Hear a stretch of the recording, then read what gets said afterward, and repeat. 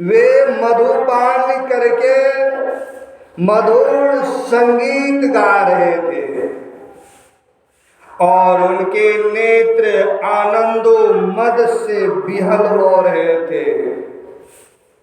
उनका शरीर इस प्रकार शोभायमान हो रहा था मानो कोई मदमत गजराज हो। वह दुष्ट वानर वृक्षों की शाखाओं पर चढ़ जाता था और उन्हें झकझोर देता था। कभी स्त्रियों के सामने आकर किलकारी भी मारने लगता था। युवती स्त्रियां स्वभाव से ही चंचल और हास परिहास में रुचि रखने वाली होती है। अब बलराम जी की स्त्रियां उस वानर की डिठाई देखकर हंसने लगी। और वह वानर भगवान बलराम जी के सामने ही उन स्त्रियों की अवहेलना करने लगा। वह उन्हें कभी अपनी गुदा दिखाता तो कभी भौएं मटकाता,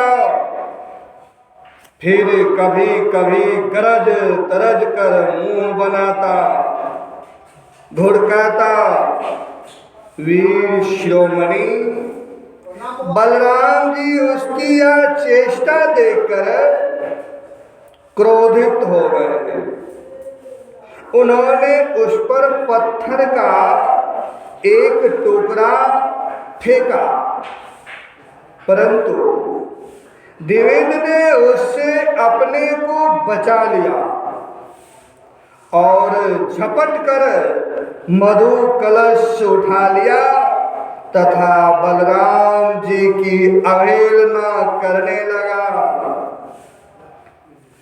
उस धूर्त ने मधु कलश को तोड़ फोड़ ही डाला, स्त्रियों के वस्त्र भी फाड़ डाले और अब वह दुष्ट हंस हंस कर बलराम जी को क्रोधित करने लगा। परीक्षित, जब इस प्रकार बलवान और मंदोमत द्विविद बलराम जी को नीचा दिखाने तथा उनका घोर तिरस्कार करने लगा, तब उन्होंने उसकी डिठाई देखकर और उसके द्वारा सताए हुए देशों की दुर्दशा पर विचार करके उस शत्रु को मार डालने की इच्छा से क्रोध पूर्वक अपना हल मूसल उठाया। द्विविद भी बड़ा बलवान था। उसने अपने एक ही हाथ से साल का पैर उखाड़ लिया और बड़े वेग से दौड़कर बलराम जी के सिर पर उसे दे मारा। भगवान बलराम पर्वत की तरह वे चल खड़े रहे। उन्होंने अपने हाथ से उस वृक्ष को सिर पर गिरते गिरते पकड़ लिया और अपने सुनंद नामक मूसल से उस पर प्रहार किया। मूसल लगने से द्विविद का मस्तक फट गया और उससे खून की धारा बहने लगी। उस समय उसकी ऐसी शोभा हुई मानो किसी पर्वत से घेरू का सोता बह रहा हो।